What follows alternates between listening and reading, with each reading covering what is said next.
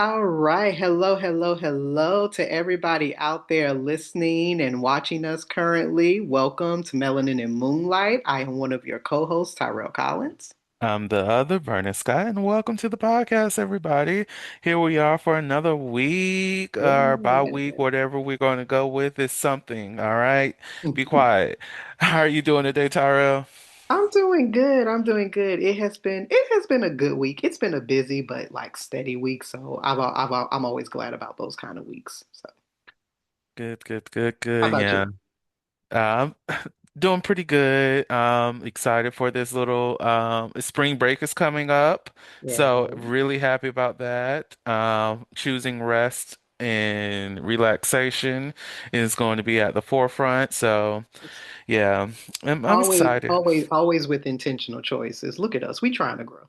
Right. Like, look, after this, because I was supposed to play all right, so ADHD moment. So yesterday, I had on my brain, I was going to play Mhm. this video game, and I was like, okay, I'm going to do it today. I've been wanting to play this game. It is what it is. But midway through the day, I was like, well, you need to do something about this marketing thing because you need to recruit and bring more clients and all this other stuff. And you Oh, might want to go ahead and do a landing page. So you need to go ahead and get that taken care of. So you need to choose a day. So yeah.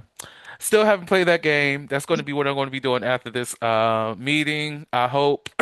But I'm also watching Boruto, so things are going to happen the way that they're going to happen. But the landing page was made, so wonderful. uh, gotta love it. See, look, step. You don't do that. You have to do things in steps. Look. You have to, you have to. It's gonna work its way out. That's going to be the routine of the year.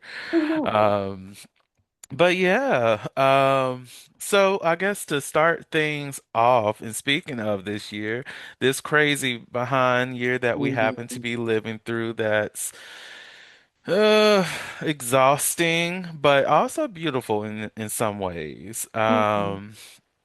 One of the things I wanted to bring up for today's conversation, because we often talk about generational traumas and all of those great things, because it is important to recognize those and make the changes when you notice that this is something that's been passed down. Mhm. I don't think people take a moment to think about some of the non-black related things because oftentimes, being in black spaces, we're talking about black pain, the vestiges of slavery, and we don't talk about the historical implications outside of the black view, are the black scope. In particularly, I feel like we don't talk about the sadistic behavior of Mhm. Western civilizations, our colonizers, and all of that, and how those same behaviors, be it with torture or the brutalization of others, how we don't look at that historical pattern and how it shows in today's society. So I wanted to at least Right. start there before it gets a little bit darker. Mhm. So what are some of your thoughts just with the broader scope of just having those conversations and your view of some of the sadistic things that tend to happen in our societies?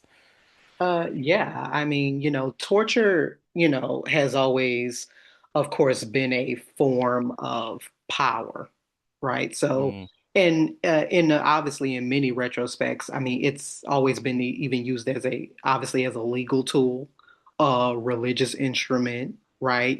So we have very common, I think like it's been, very much embedded into, as we tend to talk about, Western civilization since the dawn of time. And so when we think about bondage, when we think about pain, we think about suffering, all of those things are linked back to aspects of, I think, sovereign power, but also like obviously enforcing social orders. mm, And so that's how, people in control remain in control. That's why, people who are preyed upon sometimes continue to be preyed upon. And so, obviously, I think that, we've shifted, of course, through time between what, those kind of powers look like through other institutional practices, through different kinds of psychological, and physiological type of effects. So definitely, definitely. I mean, definitely Hmm. embedded. Yeah, and one of the things that really shocked me, this was a couple years ago, was learning that war was something that was broadcast on television, like the actual Mm, um things of war. Like there were live broadcasts during the Vietnam War of this is what's happening. And it's very reminiscent of what people were experiencing at the early portions of the Palestine conflict with Israel bombing children and things of that nature, and people being aware and seeing that this is happening. That mm, I see body parts, right, and it's not attached to a person that's alive. I'm seeing these images, and it's hard for me to really manage. But that was something that was of a norm mm, around Vietnam, and that got me to the journey of thinking about like there's like we don't look at how close history is often. mm, Like I think the last lynching happened in like the public lynching. Let's be specific, because it's not as though it has stopped, but the mm, ones that we consider public lynchings in the U.S. that stopped in what, like the 1940s. mm, So that means a person who was born in the 1940s had a potential opportunity, let's say that word, to take part in that ritual situation. Well, actually, Emmett Till was much later than that, but that's a different conversation. But anyways, um, but people were able to participate in that because at one point it was a celebration for white people that, oh, we're going out to the barbecue, we're going out to have fun at this event. We got knickknacks and all this other stuff that we get to bring. The kids are here and all these other things. right, Those same kids who live there are pretty much the people that's in Congress now. So it's mm, like is not too far removed of how that behavior was extremely normalized. mm, And then when we think about the people who raised those kids, even their grandparents were not too far away from being those who held whips against other people. mm, Like the sadistic behaviors yeah, tracks for years upon years upon years. Even when we think about the Victorian age, like, yes, mm, these days we get to look at some of the torture things as kink mm, products, but those same things were used to really implement real harm, harm yeah, on people. mm, And I don't think we take a moment to really reflect on yes, we made it into kinky things, but because of taboo, but that behavior did not just go away. right, Those urges, those desires to cause harm onto others did not just go away. And now here we are with this Iran situation, and the sadists of the room are trying to tell us that we're going against a new enemy when it's just like, but you were just bombing children mm, 3 weeks ago. exactly. You were just now justifying the bombing of an entire people, millions of people, 6 months ago. Mm, I'm sorry? right. Like it's just those things. I don't think we take a moment to really realize how prevalent that ethos is when it comes to Western civilization. And let's not even go into the lack of care surrounding children. Because if we throw in this Epstein Mhm. situation in the mix of everything else that we're dealing with in society today, it just in a way it all tracks that same behavior that are the generational traumas that Western civilization is not wanting to remove itself from. Right. And and I think it's a aspect because even when we're interacting with people daily, it could be coworkers, friends, family, or whatever. It's a lot of times we carry very cellular memories. And Mm, it's kind of like, even if I have not obviously experienced, obviously, what it was like for my ancestors to be whipped or, to face certain kinds of cruelty, obviously, for those of us who believe in ancestral, kind of ties, it's like, no, I didn't necessarily maybe experience it physically, but the metaphysics of it, the emotional scarring, of it still repudiates, right? mm, Through generations. And just even thinking about, as this kind of torture, as kind of power aspect, right? It's a very important distinction that, people, obviously at a given time and still do in some ways, take pleasure, obviously, in cruelty, but the system itself was about discipline and domination. So even when we mhm, think about how like aspects such as like BDSM culture, kind of emerged and things like that. Obviously, that didn't emerge, that didn't just, come about, it wasn't a form of erotic desire. It was something that was an institutional practice that got passed down. Like, and if I'm remembering correctly, not to say like these two people are like the cornerstone of this, but I think he's a French activist. No, I'm sorry, French writer. Marquis Sade. I think that's what I mean. I may be pronouncing that wrong, but he had like early writings in like the mid 1700s. That really blurred a lot about power fantasies, violence, sexual pleasure, things like that. And then I believe these well, before sexology was a known kind of thing, but I believe in the late 19th century, Richard Bing, I think that's what his name is the one that kind of moved into like pathologizing, if I'm saying that correctly, desires. So that's where, mm, we kind of started to get the early conversations around sadism, right? Pleasure from inflicted pain. We started getting around vocabulary around masochism, pleasure from receiving pain. And so, yeah, at this point, Western culture was definitely beginning to frame pain not just as punishment, but something that could be, desired.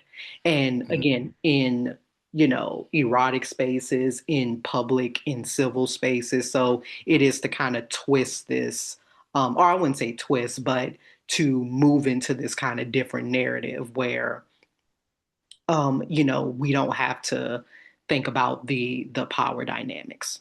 We don't have to mhm, think about what's consensual. We don't have to think about what's negotiated in interactions, between people, all those things.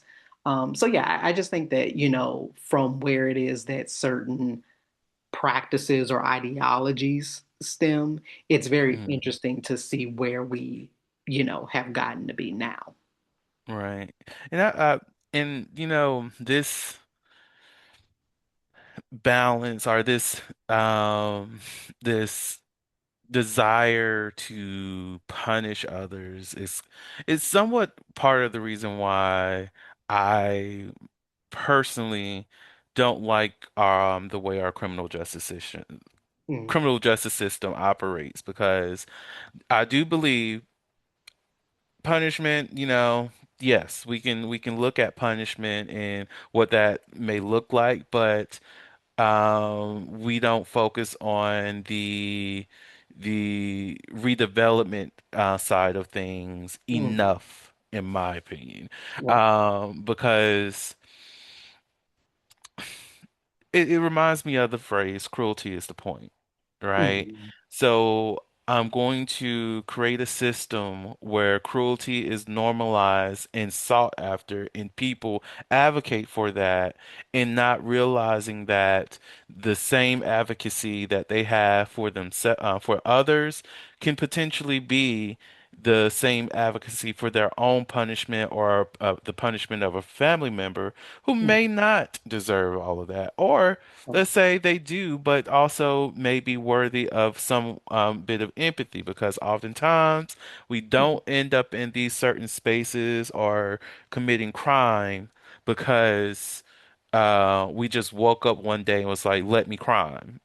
It's right, more of something that is has a historical context that leads to that. And right. a lot of crime is crime out of poverty. Now, like when I see things about, oh, people just deserve the death penalty, blah blah blah blah blah blah blah blah, but I'm just like, or or we can do another option here. We can Mm, go a more of a justice route of accountability, reparation, that person, mm, focusing on how they can repair the damage that they've caused onto another person.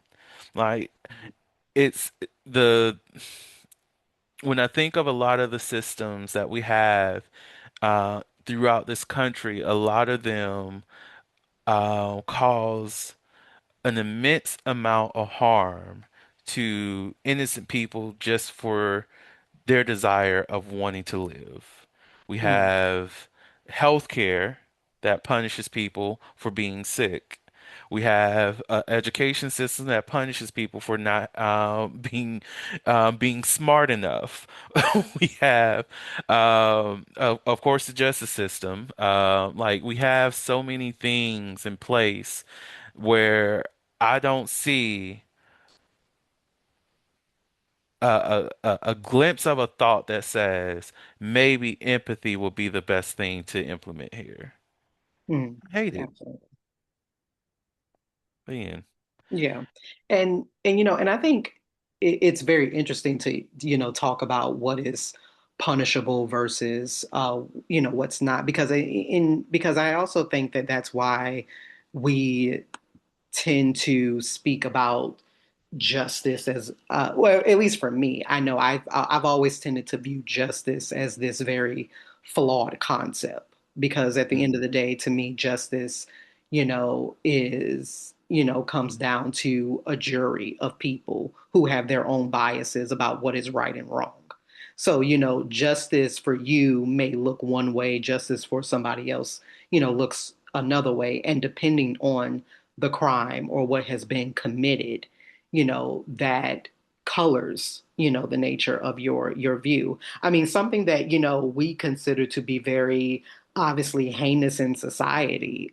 But, a lot of times we don't think about like the mental, kind of aspect of this. I mean, take for instance how we look at the nature of pedophilia, as Mm, a kind of violent criminal act, obviously for the desire for children. It's kind of like, the typical person, in society is going to think about, yeah, you deserve every piece of your limbs cut off. You deserve to, be under a jail, like, cause, and that is why they say, I mean, sometimes even when people are in prison, there are crimes and then there are crimes that will get you, that will get you, hmm and definitely pedophilia is one of those. Like, I have never known, I'm not gonna say I have never known, but like typically if it gets out that you have now gone to prison for some type of act against a child, you are not going to last very long hmm even in the prison system. So it is to say like even the way that we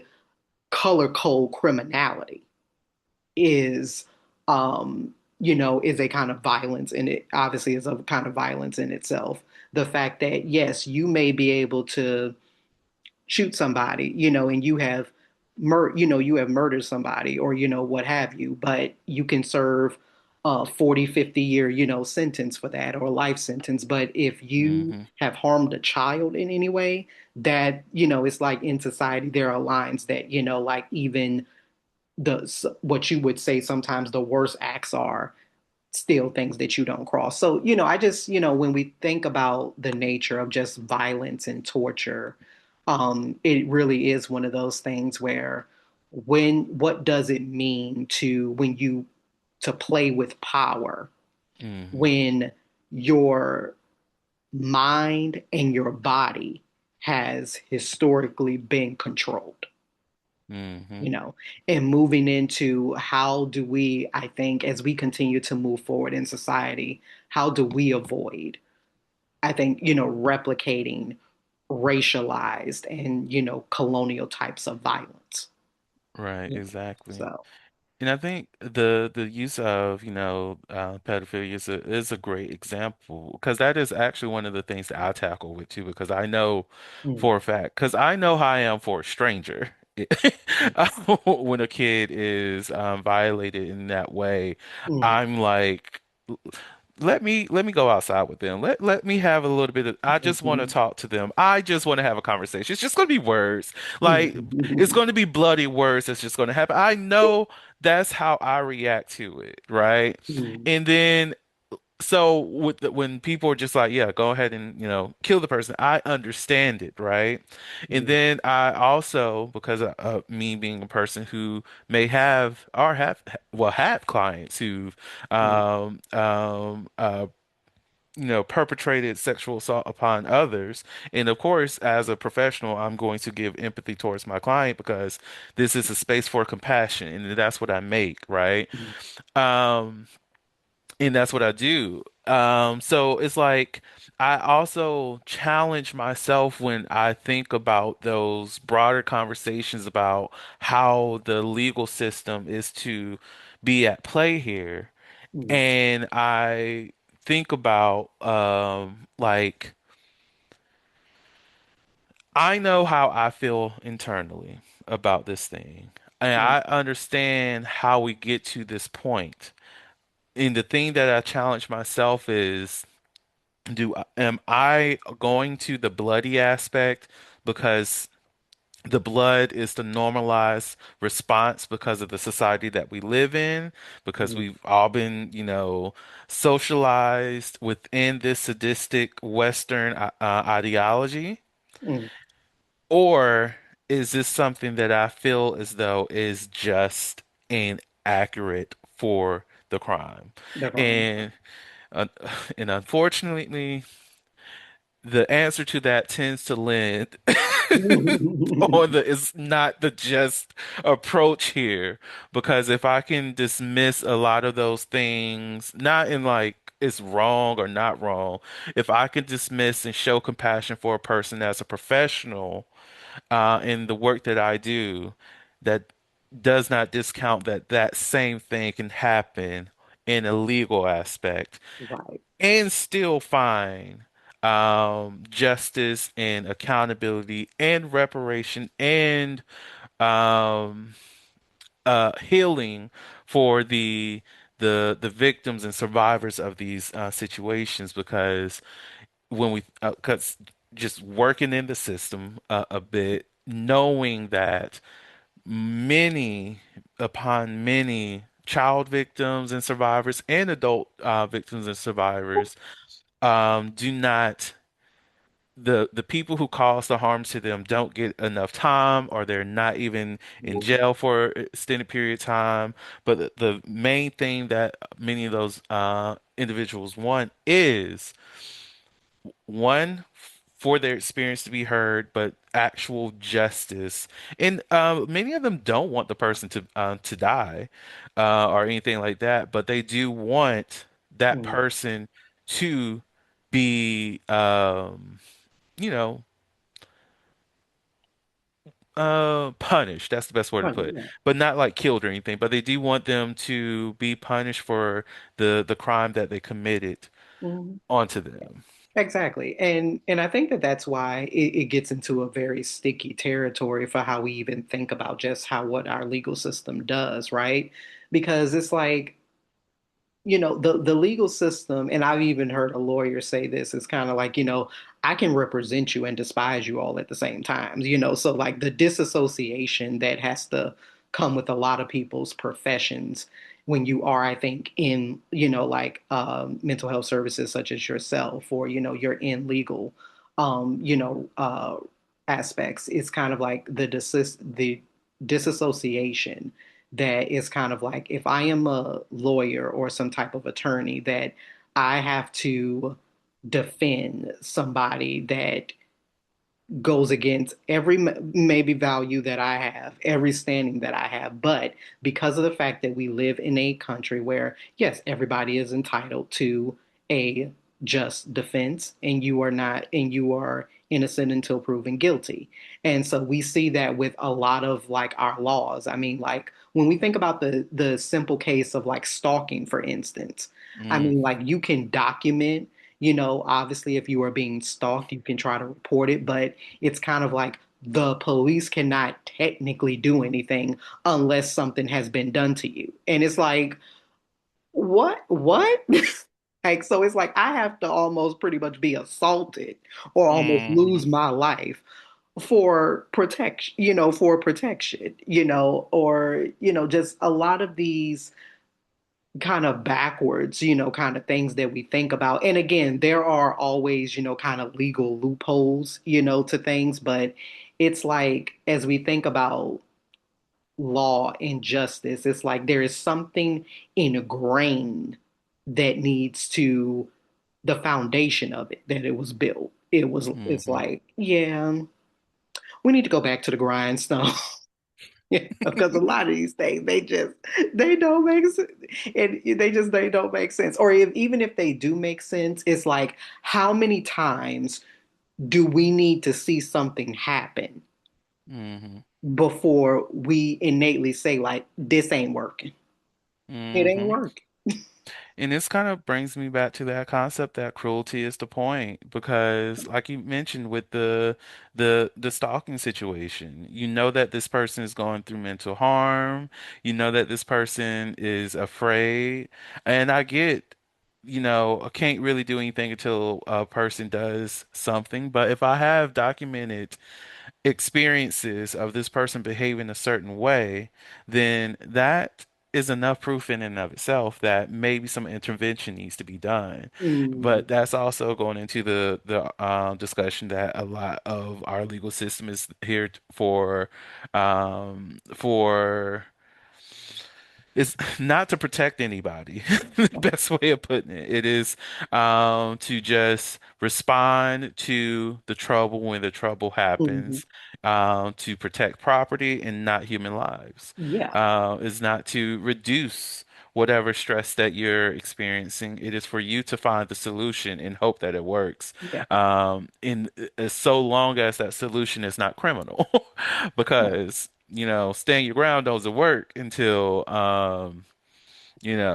it's in the yeah. convenience for somebody's narrative. Exactly. And sometimes obviously, well, not going to say sometimes, but a lot of times you do have a lot of laws that are in place as a safeguard for protection. Because even as we bring back into the conversation of children, right? A lot of parents or guardians or people do not understand that if a child gets hurt under your roof or in your care, if they have to go to the emergency room and it has to be documented, social services is automatically going to be called because and it's not to say a full investigation is going to be underway, but it's like, sir, ma'am, what you're not understanding is that a child was hurt. It doesn't matter the degree of hurt or anything like that, because guess what? If somebody does not follow up and something continues to happen to that child, Hmm. now you have a whole lot of people that are liable. And so some people, and people talk about it all the time.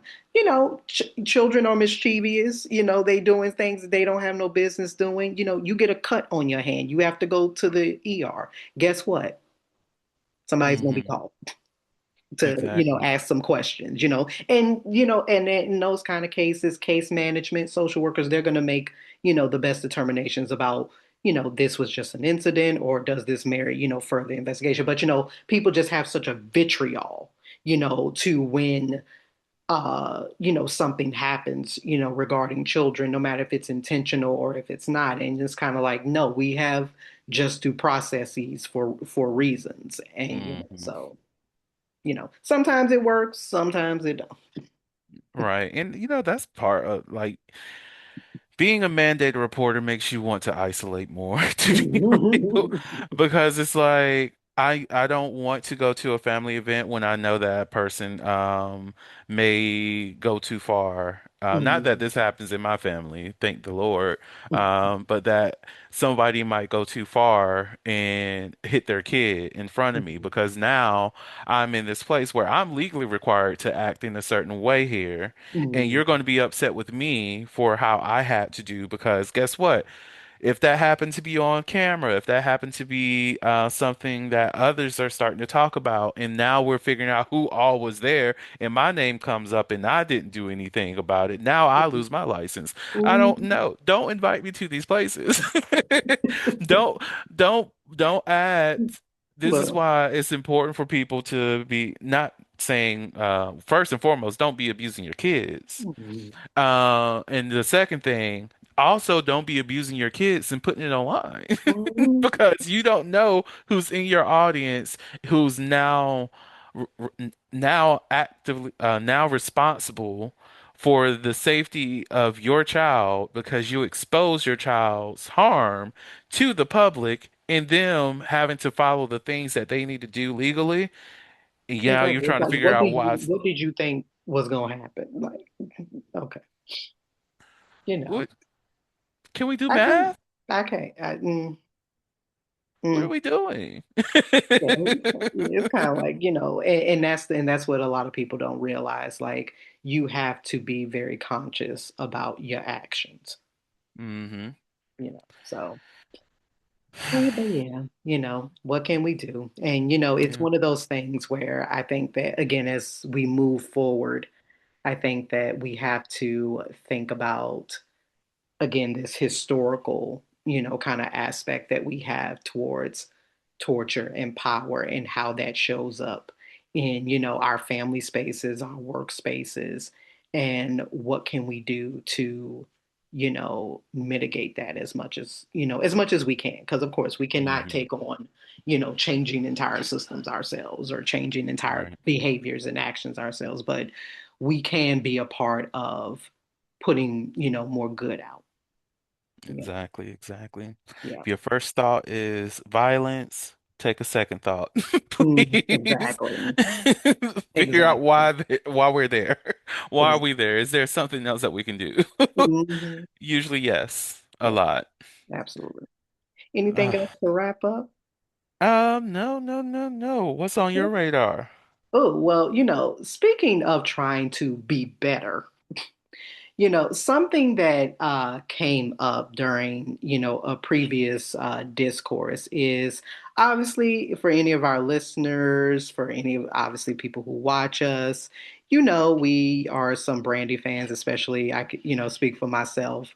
And as she is getting ready to have her Hollywood, star Walk of Fame event, that's coming up. She has her memoir coming out phases. Obviously, if you need to go get a copy, make sure you order your copy. But something that came up in this, kind of more recent weeks, and I think it's a larger conversation to address because we have so many online platforms now. Is the rapper and celebrity Shine? He recently spoke publicly about his past connection with Brandy. Mind you, he was asked the question, so give him that. And he didn't necessarily, and of course, like he didn't necessarily say anything that was like crude or overly sexualized or anything like that. But the ways in which a question was asked to him about like celebrity crush back in the day and just all this type stuff, he brought up this past connection with Brandy, suggesting that she them two were close at one time, and the implication was that, you know, he didn't make moves in a certain type of fashion because she was with Maze at the time, all this kind of back and forth. Well, Brandy usually doesn't respond to a lot of, things that are said, but because again, we have the nature of Ray J thrown into this conversation. He made a very viral video that was, kind of making threats towards Shine and Maze for speaking on his sister's name, which, mind you, he has the right to do, but it's like Ray J, your sister's way grown. Of course, family, you come to the defense of your family, but nobody asked you to speak on anything. But Brandy decided to release a statement and say that, yeah, her and Shine were always, close, but she doesn't know why he is feeling the need to embellish the nature of their connections, their like the connection that they had. Once she made that statement, he responded back and saying that, he's not surprised that she would say that, considering that she has been less than truthful in the past, pointing to the very, very candid interview that Brandy did years ago on Oprah, where she did, flat out lie and say she was married, when she wasn't. But, it was really to frame this kind of context around as we have moved into an era of new media where everybody has interview and podcast platforms and things like that, we are really in an age where we are getting raw, unfiltered, kind of interviews and segments. And on one hand, it's great because you know that artists are really like, or just celebrities in themselves are really telling their truth. Like you can see the relaxation that they have without being like on like candid camera, things like that. As a far as, like a more network television interview where that they're going to be asked certain questions or, things like that back and forth. And on one hand, I feel like, yes, let's amplify that. It's always great to, speak your truth, tell your truth. But on the other hand, I feel like when cases like this happens, where we have these long form interviews, podcasts, viral clips, there's this aspect about, I want to say, if you want to say it's called like social capital, where it's like, oh, let me set the record straight or let me expose this truth. And so I've always thought that the real question here with a situation like this is, when does being candid go too far? Because here we have a situation of, you know, Shine as this celebrity and this rapper. Like he obviously, I'm not suspecting his age, but obviously he's a little bit up there in age. I'm just gonna say maybe 50s, maybe 50s or whatever. Why are you feeling the need to speak on or give details about something that was like decades ago? Even if you were asked a question, I still think that there is some sort of decorum that you need to have in answering interview questions, no matter if you are on live TV or on somebody's, platform. Like, so I've always had this thing about when people get into talking about their experiences, friendships, romantic relationships, anything like that. Who benefits really from that story being told and who is put into a position to defend themselves years later? Because it's like, yes, you have an experience with a person, so yes, you tell your truth. But in you telling your truth, at what line does it blur like, okay, maybe I'm giving too many details here. Maybe I don't need to actually speak on this, because as we know, people always tend to say, there's your truth, there's my truth, and usually the real truth is somewhere in the middle you Hmm. know. So I don't know. I just, I kind of felt like that situation just kind of rubbed me the wrong way with Shine because to me, what he was bringing up about Brandy lying and, things like that, my reaction, not just because I'm a fan, but looking at it from an objective point of view, my feeling was that okay, well, what if she was lying? Like that's that woman's life. Like she can tell whatever truths that she wants to. If you feel that she's lying, okay, and again, I go back to the thing of why are we up here harping on details and speaking and embellishing or attempts at embellishing about something that was decades ago. And so Hmm. now you have brought somebody into a conversation that even wasn't a part of the conversation. So I don't know what it just wanted to get like your feelings about that, about these kind of long form interview platforms that we have, and where do we find the line of like telling the truth but maybe telling a little bit too much truth, or at least your version of the truth. Hmm. So there's two things. A lot of people just lack tact in general, and you'll think for people who've had exposure to old school PR firms and PR tactics would Yeah. be a little bit better in how they show up for these types of conversations, which I get the new folks not having the skills, but Right. the older folks is I'm like, I was around during that time. Like I even picked Yeah. up on some of these things. So like what are we doing? It's kind of like we just threw it all out the window because we see the young folk can do it, so I might as well do it too. Whatever. Mhm. And the other thing is, this is another reason why I always tell people that emotion regulation goes so far because it sounds like because of the correction, I feel personally attacked. Or like, okay, if you had this relationship with a person in the past, we can acknowledge, yeah, things went great and things went bad, no issues between her and I. It was a great time that we spent together, and that's pretty much it. Now, if we have follow-up questions after that, okay, what are those follow-up questions? But I'm not going to like harp in on my relationship with another person when I'm the person that's being interviewed.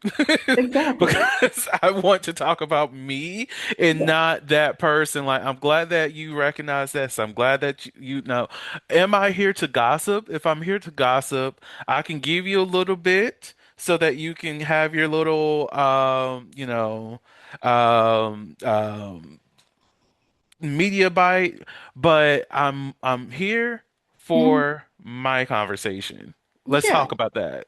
And I think it's also on the hand of like sometimes interviewers as well, because it's kind of like certain questions are messy. And of course, that is what gets people that have like amplified their platform when you can get into celebrities, business and stuff like that. Because in the same vein with the Brandy and Shine, this incident, um, Raven Simone, just had a incident like that, or as she likes to have her actual last name is Simone, but she actually just recently kind of had a situation like that happen with Raz B. So in another kind of context, Raz B was with Omarion and Bow Wow and some people of B2K as they were amplifying the tour that they're on, and they were being asked about like celebrity crushes that they had from like childhood or back in the day, and Raz B spoke on the nature of him and Raven had always been close, like growing up and, things like that. And I don't know if it was, and I don't know if it was implied in the answer, like, no, like they didn't date, but maybe like they shared a kiss or, something like that. And then fast forward, Raven does a recent interview on the Shade Room, and the interviewer asked her about Raz B's comment. And she just laughed, so much at the response because her attitude was like, Raz, why are you up here lying? It's like, we were never in a relationship. And she's like, I don't even remember us sharing because if we did, maybe it was on the cheek because she always considered Raz to be like, like he was like a homie, like he was like a brother, So in both retrospects, it gets into that thing, especially with celebrities. It's like, again, you don't know who's telling the truth. You weren't there, and really does it really even matter, at the end of the day. But it is something about, okay, how do you relay a story and a lived event? And obviously, you remember things very differently than they do. Mhm. Same thing kind of just happened with Angela Simmons and Cam Newton when she went onto his platform. They openly admitted that they had went out on a date years ago. And she was sitting across from him and she was like, what did you think about the date? And, as he was having this face, because Cam Newton is known to have, quite an ego. he's thinking that, like it had went well and, they just never, kind of followed up with it. She was like, no, at one point in the day, I was really creeped out because she said that, Not shocked.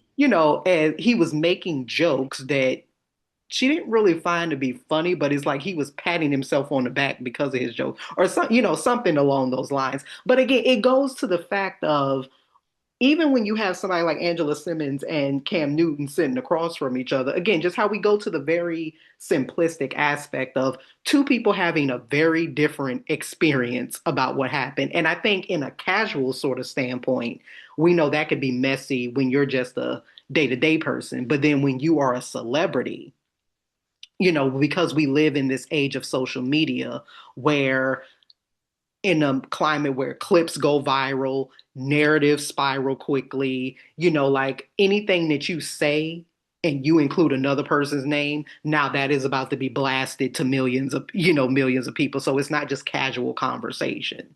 Hmm.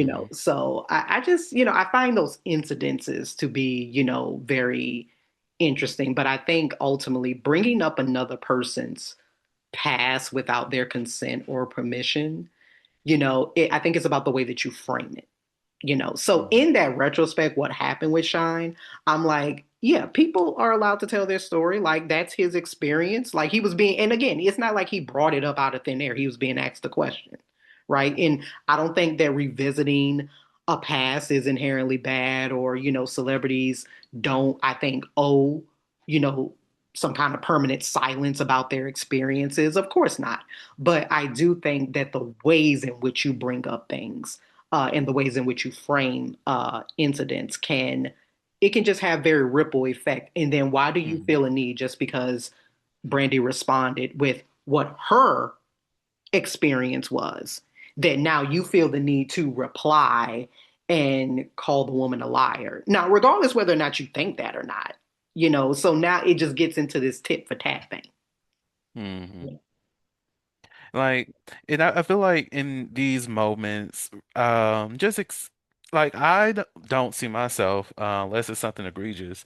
Really, if I happen to be a celebrity, which I don't ever want that for myself to be real, if I just so Yeah, ever happen like, to be a no. celebrity, Yeah, no. and there's conversations about me, and I correct or at least share my narrative of it. I don't see the benefit of calling, like, even with the Raven Simone part of this. I don't Mhm. see the benefit of calling somebody a liar. I would probably just like, oh no, I don't remember that going this way, or like, let's just have a conversation. Like you and I, we could just meet up and share our experiences of the moment and keep it moving. Right. If that means let's go on a mutual podcast so we could talk about it, because clearly you want the attention. And I don't mind, taking part of this attention as well. And if Exactly. it's been mutually beneficial for both of our careers, let's go ahead and go on the podcast and talk about it. What's up? How have you been? Let's talk about our dating history. Like, or we've never dated. Like it. Now, Razzie,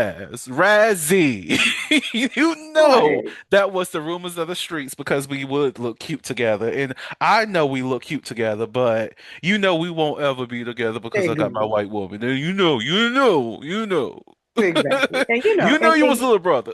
exactly. And that's what I'll say. I think it's just a very interesting thing because I think it's a very interesting conversation, especially to have now, because again, Hmm. we are in that era of having, these very raw and unfiltered long podcast interview, platforms. And again, it's one of those things, it is not to take away from anybody. Everybody is allowed to tell their truth, their experiences and things like that, but it just brings an interesting question. At what point does telling your truth become Hmm.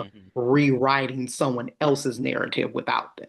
Hmm. You know, because again, and it can just be the simple thing of you remember this way, I remember this the other Okay. way, and whatever that is. But I just think that even though we are in that this era of like unfiltered, raw interviews, I think especially when you are a celebrity or you have a large platform, you need to be just continuously as we had say, there's a thing of being old school media trained. Just because you Hmm. may be on a unfiltered, unraw kind of like platform, you just need to still exercise some decorum with what it is that you say, especially when you bring other people into conversations, you know. That And part. really, it does not matter about whether or not you think so and so is lying or they have a history of something. It's not even really about that. It's about the fact if you are going to speak on people's names, then you have to be willing and ready for them to rebut what it is that you're saying, or Hmm. even so-called call you out for what it is that you're saying because your experience of that is not their experience of that. And to Hmm. come out and just call people liars or, whatever because you feel like they lying, that still negates the point. Exactly. Yeah. And just because you felt personally attacked by a correction does not need mean that it's in your benefit to dive deep into the archives to bring something that like who Exactly. remembers this Oprah interview? Like what? Exactly. We going that And, far back? I think, for instance, when it comes to celebrities like Brandy and things like that, because I'll see like comments and discords, it's like, all right, y'all are harping on a lie that this woman told nearly 30 years ago, or 20 something years ago. And it's like, what else? Can we go to a lie that happened last week? Exactly. Like, I just don't understand. And, and I feel like when you are a celebrity or anything like that, people will use any excuse that they can to like bash you.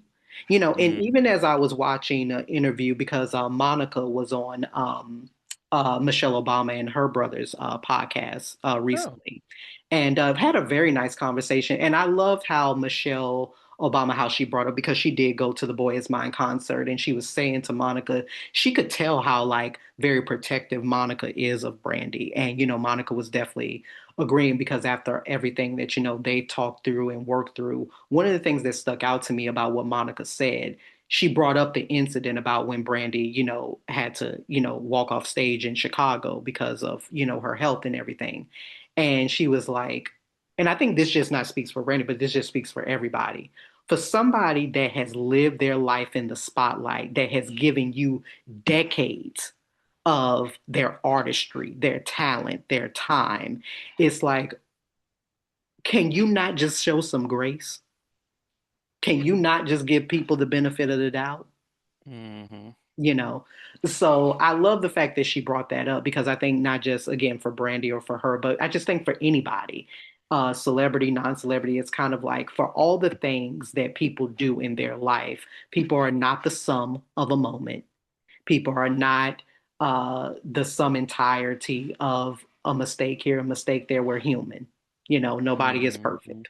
And that's why Exactly. I think we need to continuously have conversations about not idolizing, celebrities or stars and not romanticizing, people's relationships and things like that. People are human, you know Hmm. and I think a conversation like this is just, it moves the questions forward about why we still live in a culture that treats old relationships like unfinished business for public consumption you know and Hmm. it's just, we need to move past it. We need to move Yeah. past it. And I. But on that note, though, Hmm. again, wanting to bring that up. But again, if for anybody that's a Brandy fan, this is going to be a very great, week moving into her. Again, she's having her Hollywood Walk of Fame star event. That's going to be, I know it's going to be great. She has her memoir coming out. She's going to be doing a book press tour. So, my girl is doing it. My girl is doing it. And I love it. I love it. Hmm. Yeah. So, I would say the one thing well, before we end this, mm, the one thing I would say about the grace conversation, it would be so amazing if people start practicing that a lot more, especially when it mm, comes to celebrities and recognizing that they are human people yeah. and can make mistakes. And holding the right celebrities accountable is also important too. But giving grace is important, and the only thing that I'm worried about in making that statement is that So many in our societies, their brain is just fried, Hmm. and I know a lot of that is just from work exhaustion, having to stress about a lot of things. Some of what we talked about earlier in this episode, but it would really, really be great if we can start focusing on giving each other a lot more grace Yes. and room to grow and develop as themselves because it's exhausting, people. It Yes. is very exhausting. I know a lot of us are out here exhausted, but just giving a person a moment to be fallible, to Hmm. be able to make a small mistake, learn from the mistake, and do something different does a lot for Hmm. you and them. Exactly. Exactly.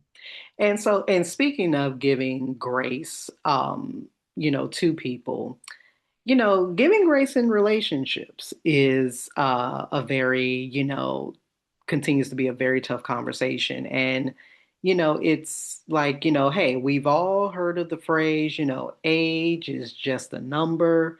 But when we really start thinking about relationships, is that actually true? Or is it just really like a stand in for deeper differences we don't always like to talk about? So, the reason why, we're bringing this up is because Netflix came out with a new show recently called The Age of Attraction.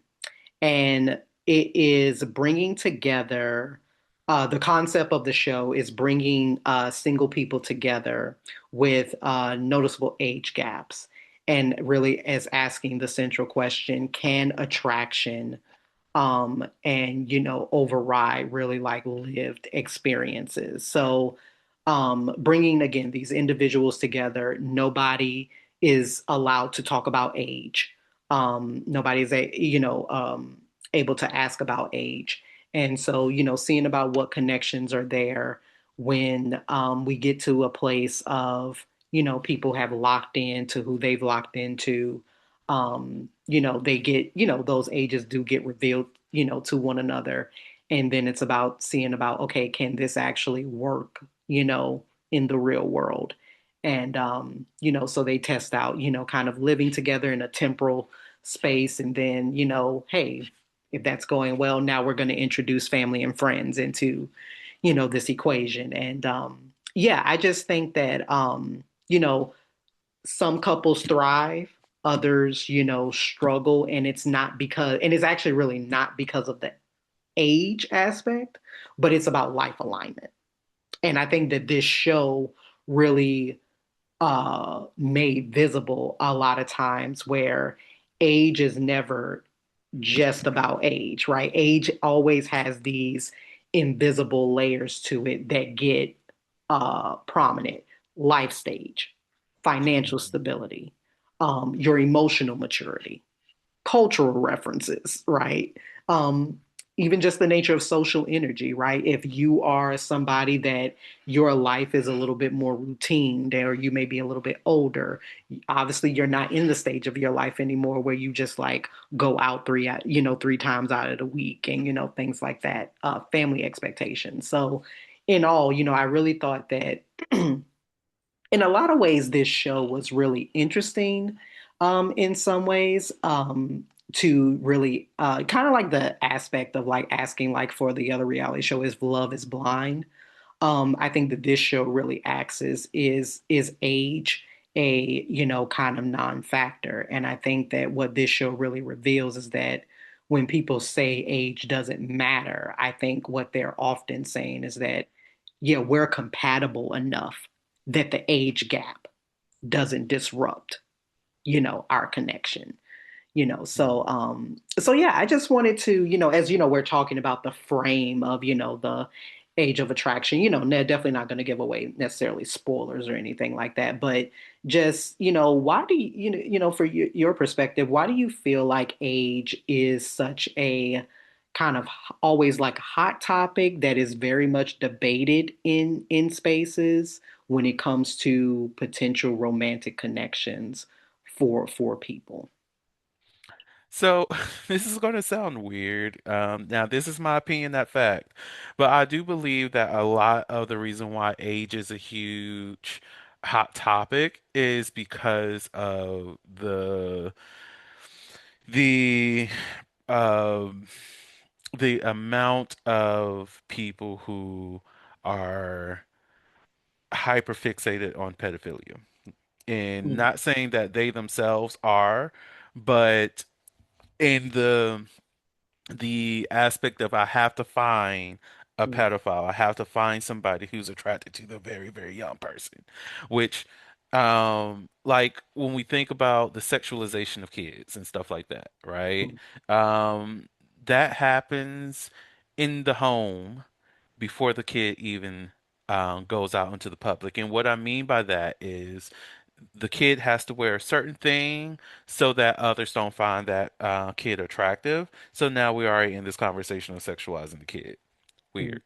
So I think a lot of that goes into why people fixate on the age gaps and age dynamics because I've there is the predation side of things, where yes, you have those people who are predators who are looking for younger adults to mm, mold and manipulate, mm, and we don't look at that as the predatory behavior as it is, mm, and even connect that in line with, mm, okay, this is a legal individual that I can get away with encountering because mm, of whatever it is that my end goal is, right? mm. The way Absolutely. I want to display my power, Mm, um, versus um the other lens of, going after the ones that are actually underage, right? So like I've overheard conversations where people will talk about, oh, you're 33 trying to date somebody that's 25. That's weird behavior. When it's like, not mhm, necessarily. mhm, Um, everybody here is able to come up with a full conclusion of what it is that they're interested in, and in fine some level of attraction, or oh, this person's 45 dating somebody that's 30. That's a 15-year gap. That person's mhm, clearly a creep. Or no, they find mutual interest, and you know there is a time where we do need to have those conversations to talk about the predatory behaviors and separate that from people making conscious decisions to date or interact with certain people because mhm. that's what they want to do. That, oh, Exactly. I'm going over there because I feel like it's going to be fun Mhm, and I'm yeah. going to have a good time, or that I just want to be around this person for guidance and attraction, Mhm, versus this is a person that I see as an ideal partner, right? exactly. So I think a lot of it is that people look at age gaps primarily through the lens that we look at people who are attracted to kids, when that lens does not need to be worn when it's adults engaging in adult things. Exactly. And I feel like that's something that really does like stem from childhood because I think about like the visceral reactions. I don't know like if you experienced this in your schooling experience, but I know like for me, I went when I was like in high school, there was like a lot of people, like these like little high school, like high school relationships, of course. But there would always be this thing about like, oh yeah, if I was a senior, I would not be caught dating a freshman or like a sophomore or something like that. Because and now if you're thinking about the actual age itself, right, you're talking about 15 versus 17. Hmm. But in the mind of somebody that is young and in high school, it's like no, it's like it's such a disconnect. It's like most people feel like I wouldn't even talk to a I wouldn't even talk to a freshman. The And hierarchy, so because as we ew. get older and we start to see where these age gaps kind of occur, it's like, yes, on first hand, somebody who is 21 dating somebody who is 35, 40, it's like, what are we doing? And, it's kind of like as we get, and I think it's about also, I think people's energy plays a lot into it because you could, because even like I take for somebody like myself, I mean, I am 32 years old, but I've always been told I have an older spirit, I'm an older soul. So I've always, had a kind of youthful look, but I've always kind of had what you would call older, behavior. So, you can take something like that or, and then take somebody who, is very vibrant, they're very in shape, when they're in their 50s and their 60s, but and they have like the energy of somebody in their 20s or their 30s. So it becomes about aesthetics, it becomes about energy, it becomes about life, all of these things that are intertwined. And I think what, essentially this show, Age of Attraction, really did, I think, well, in a lot of regards, was it actually showed where age gaps actually show up in the tension, with a lot of relationships. If one person is thinking about settling down, they want kids, they want to know what that long-term stability looks like. You may, without knowing nobody, the other person's age, they may be thinking about what it means to be exploring their identity still, what it's like Hmm. building their careers. They're still trying to figure out life. And so it doesn't mean that the number, the age number itself is the problem, but it's where the tension actually lives. When you think Hmm. about other aspects that came up, like for power dynamics, right? One of the gentlemen who, made it further in the process and, they were still together at the end, him and, the woman that he was with, they had a very kind of like a little bit of a heated argument because he virtually said that, she's older, and she's wanting to kind of be a little bit more hot and heavy. And he's trying to take things more slowly because in the past he has led with desire and sexual intimacy and all that too fast. And I loved how he brought out that no, I'm actually trying to do this differently because when candles burn way too fast, they burn out they burn out sooner. And they got into this argument about, and he kind of said in his confessional, like, I think that sometimes she talks to me the way that she does because she feels like because she's older, that she innately, one, has more experience than me, and two, the fact that she talks at me, Hmm. instead of to me and with me.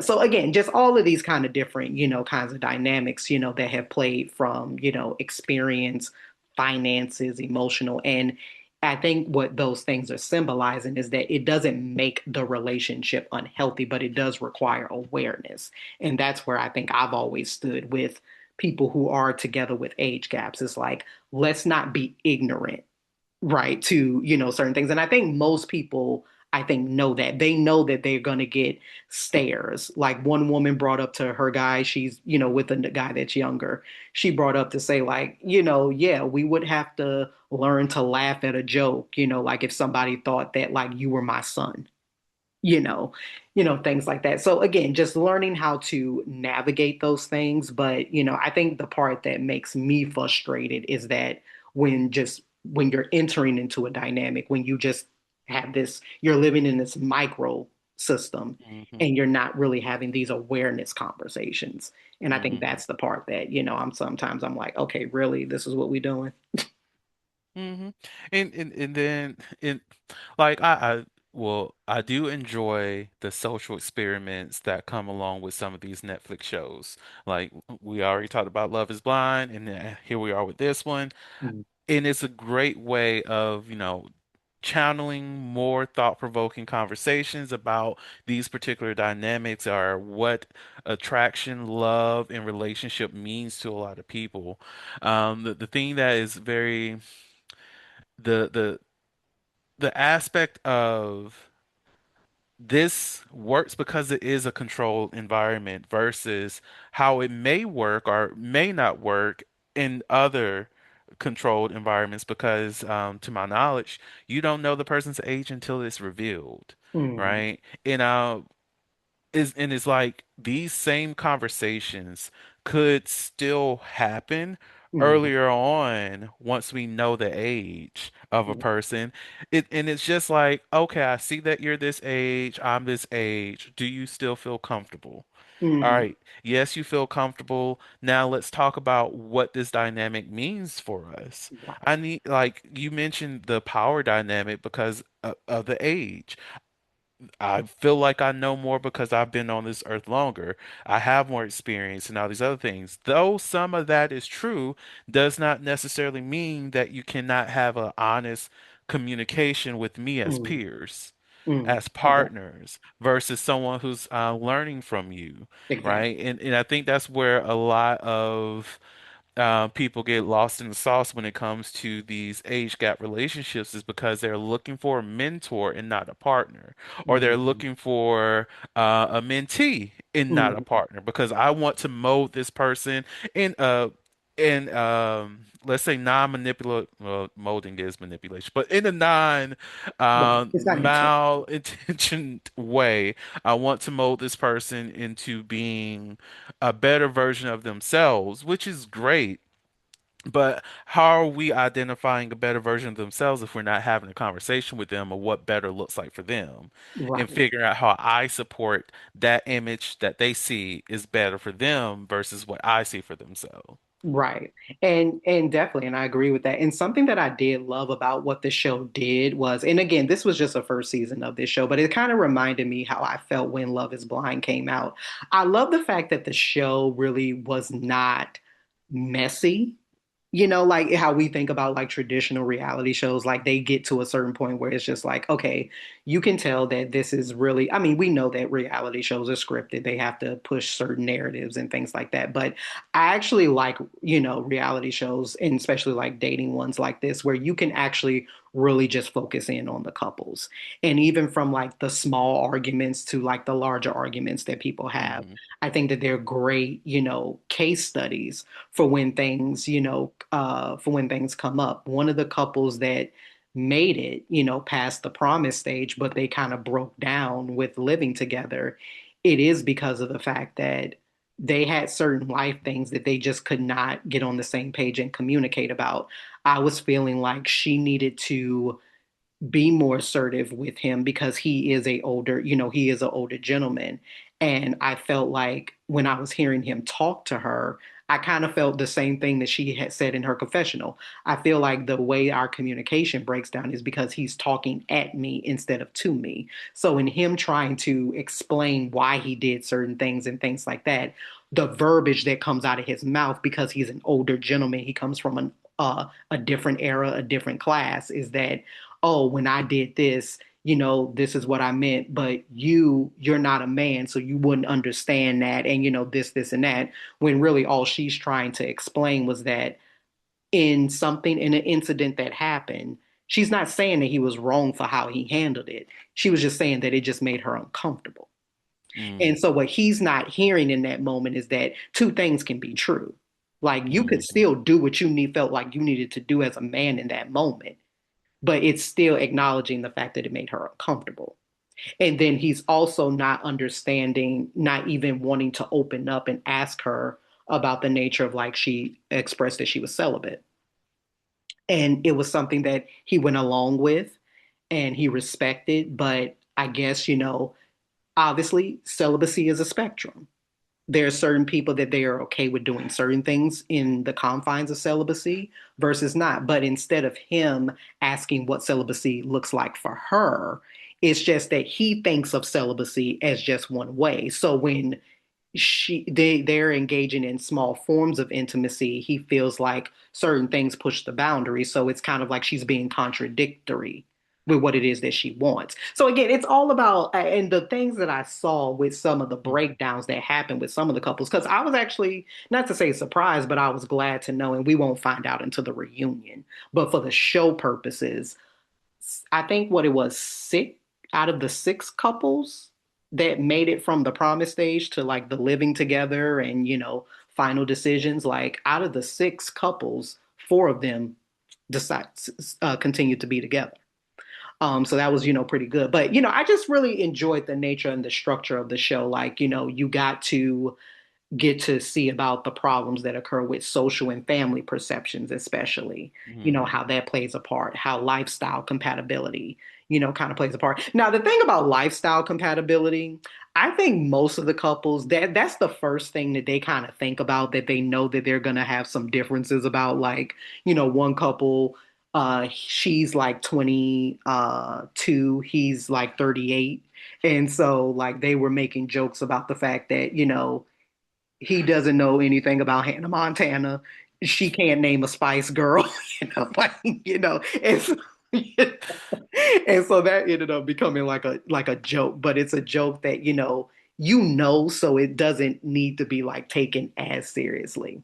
Now, the only Hmm. thing that for me for the show that I wish that was a part of the show was that, and I think I have this same aspect for Love Is Blind, is I don't like the fact that when couples get engaged or they're making these promises, and okay, again, you're making these promises and these commitments while you're in this echo chamber, like you're in your own little world.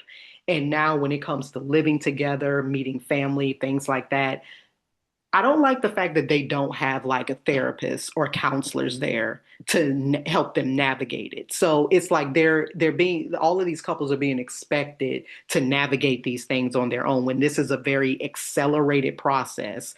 I think that they Hmm. need to bring in professionals to help them, kind of navigate these very life-changing conversations when it comes to family and kids and careers and, things like that. And so that's the one thing I do say about this show and other shows like Love Is Blind and stuff like that. I don't like the fact that when we get to a certain part in the season, people are kind of just left to like their own devices to just figure it out. And no, any couples under any circumstances, regardless of how long they've been together, you need professional help. Hmm. And so that is the one thing I do say that I think that the show could have, definitely benefited from, because I think that in those moments of breakdown that a lot of the couples had, that, obviously if they were getting some guidance and, navigating, not talking to the other couples about what's going on, they really, I mean, yes, other couples can give insight, but they're not professionals. Right. So it's like professionals can, of course, as as you're in the profession, can give you language and give you tools to have, healthy conversations. And no matter if you decide to stay together or walk, go your separate ways, at least you would have been doing that from an informed place you know. Hmm. So yeah, for as much as I did enjoy the nature of, what we saw and things like that, I did wish that, more shows would incorporate some sort of counseling and things like that. Yeah, and I do hope this show does make it to at least 3 seasons before it goes to trash. Mhm. Exactly. Like it, Exactly. and that's the thing, like with shows like Love Is Blind, like I really enjoyed it because of what the first season was. And like you, Hmm. I did want there to be some type of interventionist in there, be it somebody that's a coach, a professional therapist, a licensed therapist, to be there to help navigate this dynamic so we can see how things work. And even if it's one season we have it, because I do enjoy experiment, see how things will be different with the Hmm. intervention involved and without the intervention. But another thing I do like, especially in the early seasons of these types of shows, is Hmm. that they do bring on people who are a little bit more emotionally available, have some sense of emotional intelligence and emotional regulation, which is great. And it allows for them to have healthy discourse, which the broader community does not get on a regular basis. To see that you can have conflict and handle conflict in a healthy way, and Hmm. that all conflict is not bad, right? Hmm. There is good conflict because now we're learning more about each other, getting to an understanding, and see how we can operate in this relationship in a better way, where it's mutually beneficial and not just one-sided. Exactly. Like, we're having conversations about what this age gap means to the both of us. We're having conversations about what the public perception may be, and if that is something that is uncomfortable for you, and how we maneuver that dynamic. And even like you mentioned, feeling comfortable enough to know that there's going to be jokes and but we can survive those jokes because I feel as though this relationship is strong enough for the both of us, right? Exactly. So like I enjoy that aspect of it, and the thing that irks me is when that is lost Mm, in order to get so much into the drama aspect versus helping people, because this can be a great source of people role modeling themselves yeah, off of things that they watch in a healthier way than role modeling themselves or seeing their own problematic behaviors in another person and now gaining the validation that, oh, this is still okay or this is okay because others are doing it too, when at its core, it's not. It's not, it exactly. may benefit you, which makes it okay, but it doesn't mean that it's going to be effective in other dynamics. Exactly. And that's why I also think about like the marketability for, shows like this. It's kind of like, yes, people want something that will leave them on edge, leave them in suspense, things like that. But to me, I've always felt like you have good formulas. Like you don't need to manufacture drama. Like Love is Blind, Age of Attraction. Like you're having people who have age gaps and lifestyle differences and stuff like that. The drama is there. The drama is them figuring out things. And so I've always felt like you don't necessarily need to manufacture drama. I mean, yes, drama is what sells a show, but I think if you are trying to make an impact with audience, you're going to want to show something that people can actually learn from. Now, mind you, even though I did not watch like the recent season of Love is Blind or anything like that because they've gotten way too formulaic and the editing for the shows in the past few seasons has been really, really odd. It's like I don't need to see manufactured mess to be invested in seeing if like these couples will, work out, or not. And and so I'm hoping that obviously if Age of Attraction does get another season that um they continue to showcase, I think, the great things that did work, I think, for this first season of a show. But I will say, this show did really, I think, illuminate all the things that you need to have happen, I think, to make a age gap relationship work. First, starting out with it just very radical honesty early. What do you want long term? Where you are in life? What don't you want? So it's kind of like in making connections where it's like that there's a possible age gap. Like we have no time for like vague vibes going on. Like, it's like, what is it that you want? Right. We have to, of course, like with any relationship, we have to think about, yes, chemistry can attract us, but alignment is what's going to sustain us. Do Mhm. our lifestyles match? Do our values overlap? Are our timetables compatible? What was interesting for me with this season of Age of Attraction was that two of the gentlemen who were in relationships with older women, I loved how they had the conversations with them. This be like, listen, we need to have a conversation about kids, right? I am way, I'm past, the age of having children. And it was interesting to see the kind of opposite conversation come from two gentlemen that, yeah, they expressed that, they didn't have like a desire to be fathers, and that's not something that, because I think that a lot of times we hear that from a kind of more, female perspective about, especially for women who decide not to have children or, delay having children. But I do think it's interesting to see like a reversal for two men out of these like six couples to be very candid about the fact like they didn't want, children, things Mhm. like that. So yeah, that kind of thing. Also power awareness. Again, going back to again the way that we communicate. Am I like influencing or am I controlling? Am I allowing for space for growth? Like again, so yeah, that kind of just how do we grow mutually without feeling like we're also dependent on each other, kind of as Mhm. well. So yeah, I just thought that, they had a very, encompass first season. And I think they really did. showcase that, age can be a non-factor, but only when everything else is aligned. So Mm. age becomes a magnifier, but it's not a cause of a problem, of problems. So, Yep. All right. yeah. Well, I guess that's going to wrap up today's show. And just before I do the little closeout message, anything else that you would like to highlight or any other things you want to drop before the end? No, I think that is it. Mm, I guess my only message is, find somebody that you mesh with. Like Yes. Yes. it helps out a lot.